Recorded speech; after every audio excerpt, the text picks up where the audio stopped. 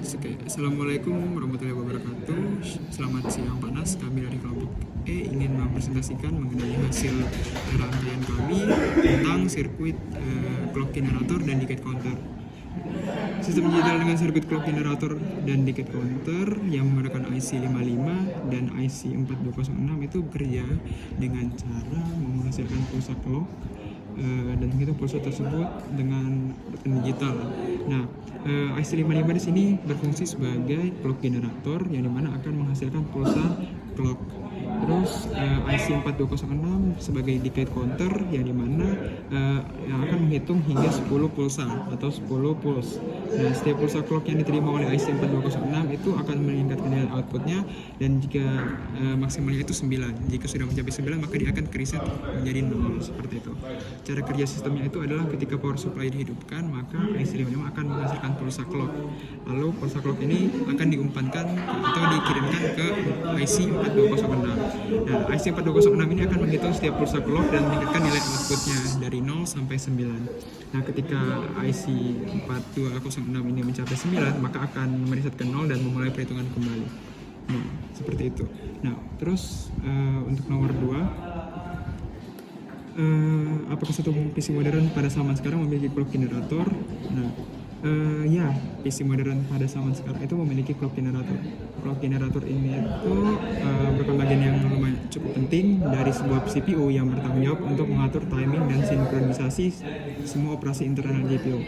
Nah, kecepatan clock generator di zaman sekarang itu diukur dalam besaran gigahertz. Nah, semakin tinggi kecepatan clock, maka semakin cepat CPU dapat memproses instruksi. Nah, untuk beberapa contoh kisaran kecepatannya itu terdapat beberapa bagian, yaitu ada PC kelas entry level dimulai dari 2 GHz sampai 3 GHz. Ada PC kelas menengah yaitu 3 GHz sampai 4 GHz. PC kelas high end itu 4 GHz sampai 5 GHz. Lalu PC gaming kelas atas itu 5 GHz sampai 6 GHz. Nah, perlu dicatat juga bahwa kecepatan clock bukanlah satu-satunya faktor yang menentukan kinerja CPU. Juga terdapat beberapa faktor lain seperti jumlah core yang terdapat di CPU itu atau arsitektur CPU-nya atau cache-nya juga, seperti itu. Nah, lalu untuk pertanyaan nomor 3, pengetahuan dan skill apa saja yang telah Anda peroleh dari mata kuliah PSD?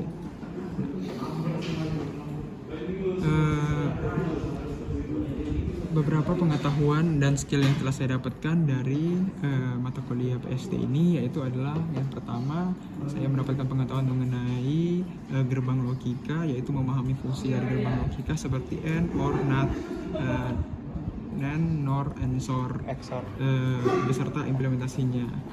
Lalu rangkaian logika kombinasional, mendesain dan menganalisis rangkaian digital yang menghasilkan output berdasarkan kombinasi input saat ini.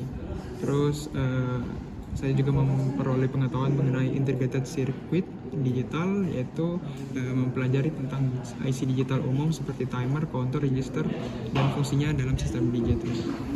Nah, keterampilan yang saya dapatkan atau skill yang saya dapatkan yaitu adalah saya mampu menganalisis rangkaian digital dan memecahkan masalah pada rangkaian kombinasional dan sekuensial menggunakan tabel kebenaran dan berbagainya.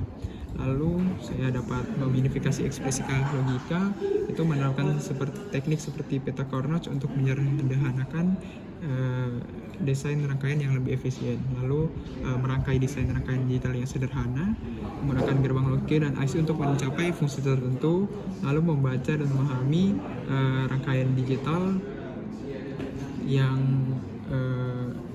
bisa berfungsi untuk masalah kedepannya, seperti itu. Terima kasih juga kepada Pak Nas selaku dosen yang telah memberikan pengetahuan dan materi serta skill yang dibutuhkan. Kami sangat berterima kasih dan kami akan lebih berusaha untuk belajar dengan lebih baik ke depannya. Sekian dari kelompok kami. Wassalamualaikum warahmatullahi wabarakatuh.